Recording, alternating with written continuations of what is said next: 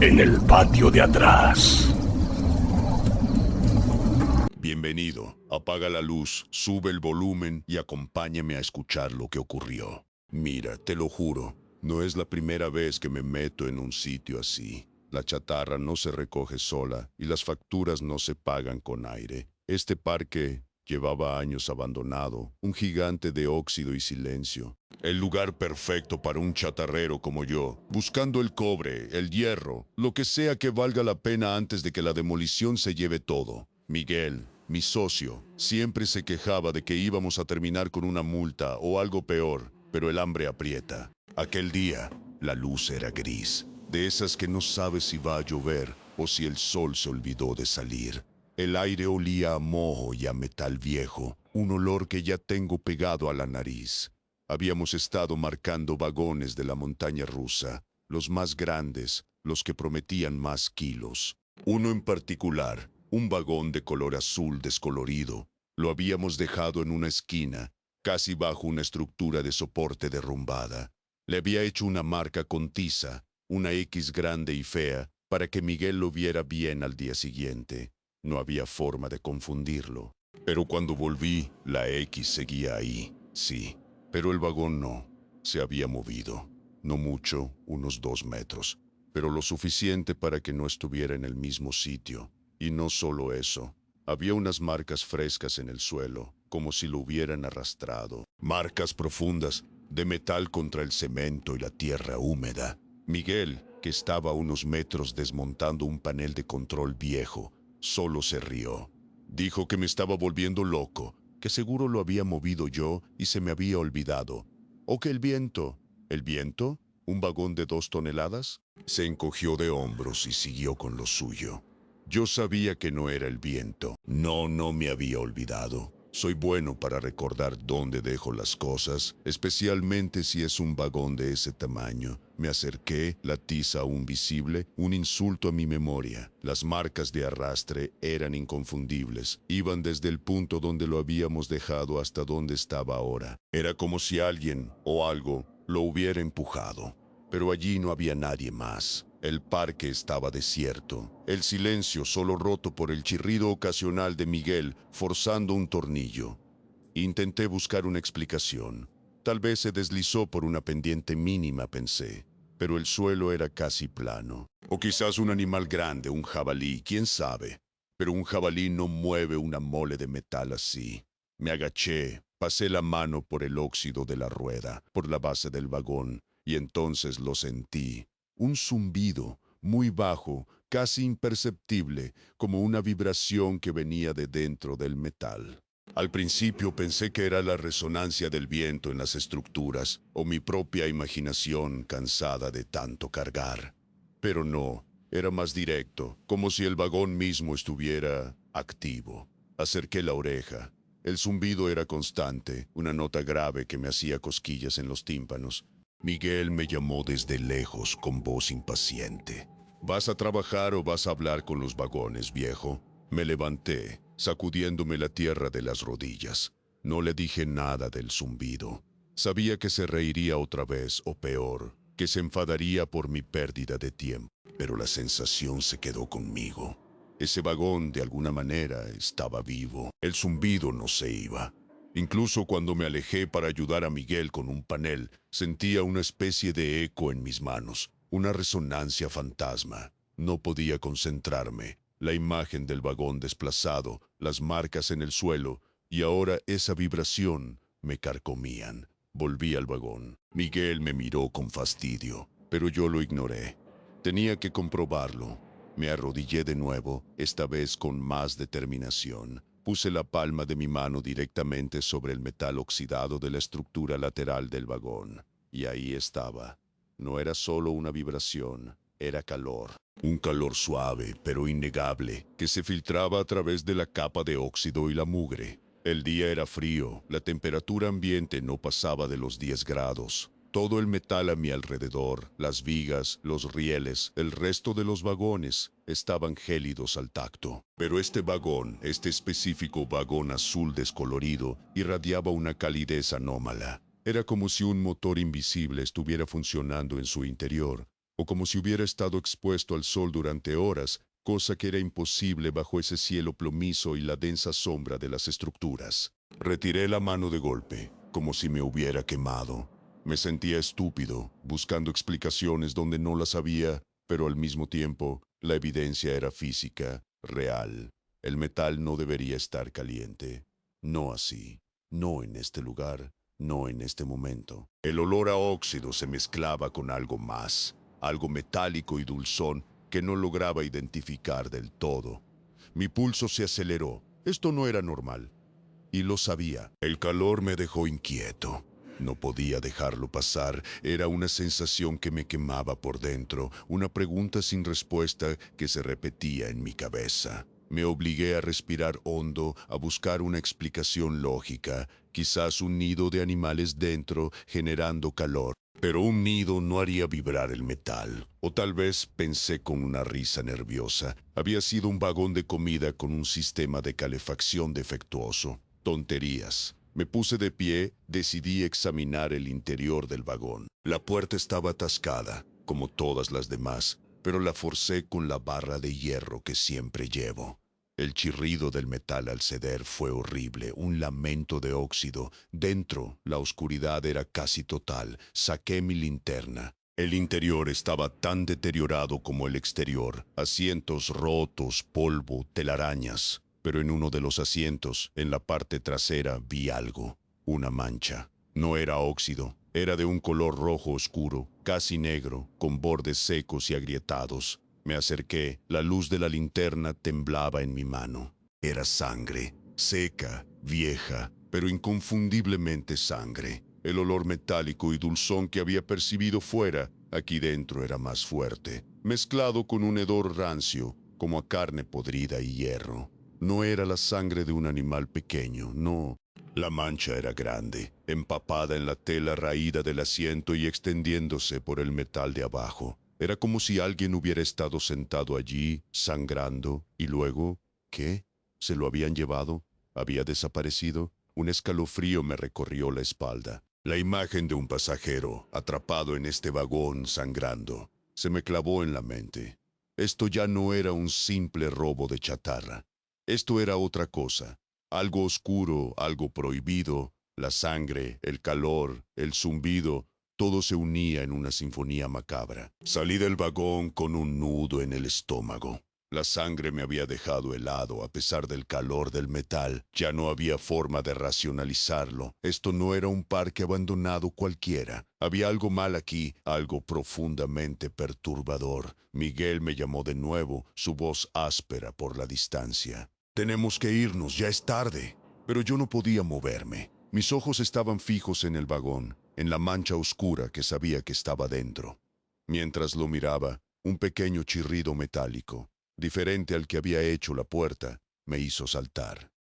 Un sonido seco, como si algo se hubiera partido. Miré hacia abajo, hacia la base del vagón, de donde parecía venir el ruido, y lo vi. Una pieza de metal, una pequeña placa rectangular con remaches oxidados, se desprendió de la parte inferior del vagón. No se cayó con un golpe, no. Se deslizó como si se soltara a propósito y rodó un par de centímetros antes de detenerse junto a mi bota. Era una pieza insignificante, una placa de refuerzo o algo así, cubierta de la misma pátina de óxido que el resto de la estructura.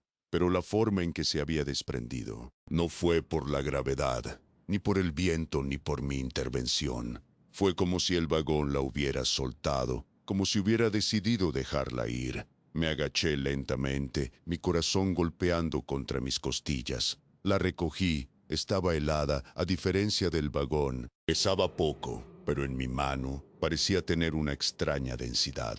Me la quedé mirando sin saber qué pensar. ¿Una coincidencia? El óxido finalmente cediendo, pero justo después de los otros eventos se sentía como una burla, una señal. El vagón me había dado algo, o me había dejado algo. La pieza de metal se sentía inerte en mi mano. Un trozo de chatarra más, pensé, intentando calmarme. Pero la mano que la sostenía empezó a sentir algo. Al principio, un cosquilleo, muy leve. Luego una vibración. No era mi pulso, no, era la pieza misma, vibraba. Y a medida que la vibración aumentaba, también lo hacía la temperatura. Era el mismo calor que había sentido en el vagón, pero ahora concentrado en este pequeño trozo de metal en mi palma. El óxido se sentía áspero contra mi piel, pero el calor era suave, penetrante. Era como si la pieza estuviera viva, respirando, latiendo. Un zumbido, ahora más claro y audible, emanaba de ella, un sonido de baja frecuencia que me resonaba en los huesos. La solté de golpe, como si me hubiera quemado. Cayó al suelo con un pequeño clink que pareció resonar en todo el parque. Me alejé un paso mirándola. Estaba ahí, inerte otra vez, sobre el cemento agrietado. ¿Me lo había imaginado? Mi mente me estaba jugando una mala pasada, pero el calor en mi mano, el hormigueo residual, no era una ilusión.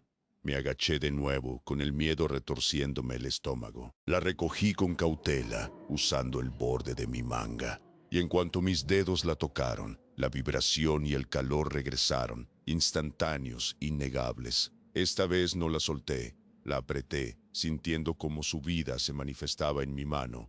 Era un pedazo de la montaña rusa, sí, pero no era un pedazo muerto. Era una parte de ese vagón, de esa cosa que se había movido, que tenía sangre dentro, que estaba caliente y ahora estaba en mi mano pegada a mí. No sabía por qué ni para qué, pero sabía que no podía soltarla. Era como si una parte de ese infierno se hubiera adherido a mí. Con la pieza de metal vibrando y caliente en mi bolsillo, me giré para irme. Miguel ya estaba empacando sus herramientas, su figura pequeña y gruñona recortada contra el cielo gris. Me sentía pesado, como si el vagón me hubiera pasado por encima. Pero antes de dar el primer paso, algo me detuvo. Una sensación, la de ser observado. Lentamente volví la cabeza hacia el vagón azul y juraría, te lo juro por mi vida, que se había movido otra vez, no de la misma forma que antes arrastrándose. Esta vez era más sutil. Era como si se hubiera girado ligeramente para que su parte frontal, la que tenía la mancha de sangre, estuviera orientada hacia mí, como un animal que gira la cabeza para seguirte con la mirada. Las ventanas, oscuras y vacías, parecían ojos. El óxido, la suciedad, todo se combinaba para darle una expresión de espera o de invitación. El zumbido de la pieza en mi bolsillo se intensificó, como si respondiera a la mirada del vagón. Un escalofrío me recorrió la espina dorsal, más frío que cualquier brisa. Esto ya no era un simple vagón. Era parte de un mecanismo que no entendía, una voluntad de metal y óxido. No era un fantasma, no. Era algo más concreto, más físico, más real. Y me estaba llamando.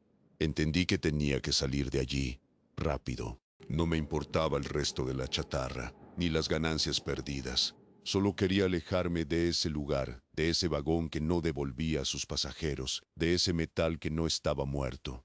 Me di la vuelta y empecé a caminar, casi a correr, sin mirar atrás. La pieza de metal en mi bolsillo era un peso, una condena.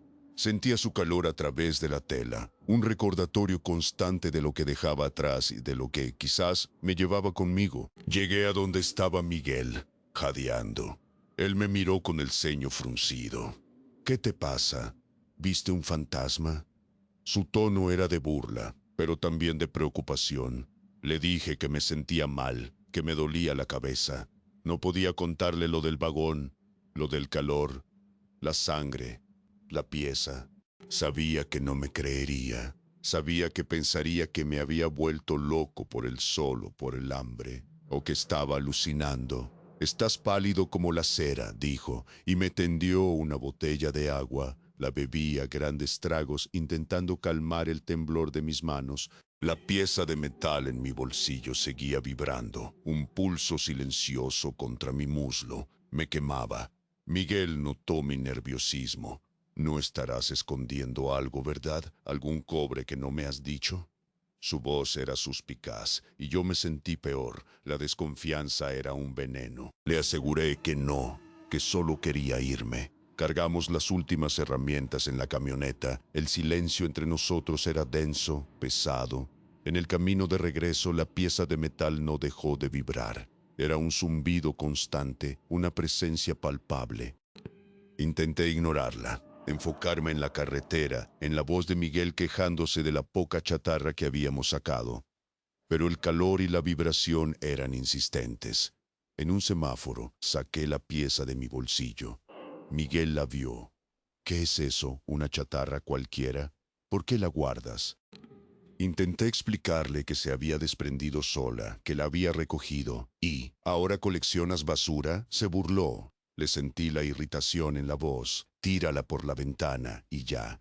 Pero no pude, no podía soltarla. Era como si mis dedos estuvieran pegados a ella. La volví a guardar, sintiendo la mirada de Miguel, una mezcla de desprecio y sospecha. La pieza era mi secreto, mi maldición. Y ya estaba afectando mi vida, mi relación con mi socio, el par que no me había dejado ir del todo. Desde aquel día la pieza de metal no me ha abandonado. La tengo aquí, en mi bolsillo siempre conmigo. La he intentado tirar. Una vez la dejé en un contenedor de basura, lejos de mi casa, pensando que me libraría de ella. Al día siguiente, apareció en el asiento de mi camioneta, fría y silenciosa, pero inconfundible. La vibración y el calor regresaron en cuanto la toqué. Otra vez la dejé en un campo, bajo una piedra. Al volver a casa, la encontré sobre mi almohada. No sé cómo lo hace, no tiene sentido, pero es real. Miguel dejó de hablarme. Me dijo que estaba enfermo, que necesitaba ayuda, que mi obsesión con esa piedra, así le llamaba a la pieza, era patológica. La verdad es que tenía razón. Ya no podía tocar otro metal sin sentir una aversión. El sonido de las herramientas, el roce de la chatarra, me provocaban náuseas. Mi trabajo, mi vida, se desmoronaban. La pieza de metal no solo vibraba y se calentaba. A veces sentía como si me hablara, no con palabras, no, sino con una especie de resonancia, un eco de ese zumbido que había sentido en el vagón. Era como si me contara algo, una historia de rieles oxidados, de descensos imposibles, de pasajeros que nunca regresaron. A veces en medio de la noche, me despertaba con el corazón latiendo a 1000, sintiendo el calor intenso de la pieza a través de la ropa, y juraría que escuchaba un chirrido lejano, el sonido de un vagón moviéndose sobre rieles corroídos. Era como si una parte de la montaña rusa me persiguiera, me llamara, queriendo que yo fuera parte de ella. Quería reensamblarse, o quizás quería que yo fuera su próximo pasajero. Y yo era el único que lo sabía, el único que lo sentía. La incredulidad de Miguel solo aumentaba mi aislamiento, mi miedo. Me sentía atrapado, unido a esa pieza, a esa cosa de metal que tenía vida propia. Era el residuo de un viaje infernal que yo, sin querer, había iniciado. Así que aquí estoy, con la pieza de metal en mi mano, vibrando suavemente ahora, un pulso constante que se ha convertido en parte de mí. Ya no busco chatarra, no puedo. Cada vez que veo un trozo de metal abandonado, siento un escalofrío, una repulsión. Mi vida se ha reducido a esto, a la compañía de esta pieza, a la certeza de que no estoy solo, pero tampoco estoy a salvo. La gente me mira raro, lo sé. Dicen que estoy demacrado, que no duermo. Y tienen razón. ¿Cómo podría dormir cuando el metal en mi bolsillo me susurra sus secretos? Cuando siento el calor de un vagón que no debería estar vivo? No puedo deshacerme de ella. Lo he intentado todo. La he enterrado. La he tirado a un río. La he dejado en lugares donde nadie la encontraría. Siempre vuelve. Siempre. Es como si tuviera un imán, no hacia mí, sino hacia mi alma. O quizás yo soy el imán. Soy el que la atrae, el que la mantiene activa, el que le da esa vida que busca. A veces me pregunto si el vagón aún está allí, en ese parque abandonado, esperando a que regrese, a que le devuelva su pieza, o quizás esperando que yo me convierta en una pieza más. No lo sé. Lo único que sé es que la montaña rusa que te lleva al infierno no necesita estar funcionando para llevarte. Sus piezas, sus fragmentos son suficientes. Y yo soy el testimonio viviente de ello. El metal vibrante del riel oxidado que se desprendió solo, ahora es mi compañero y no me va a dejar ir nunca. Porque a veces lo peor no está bajo la cama, está en el patio de atrás.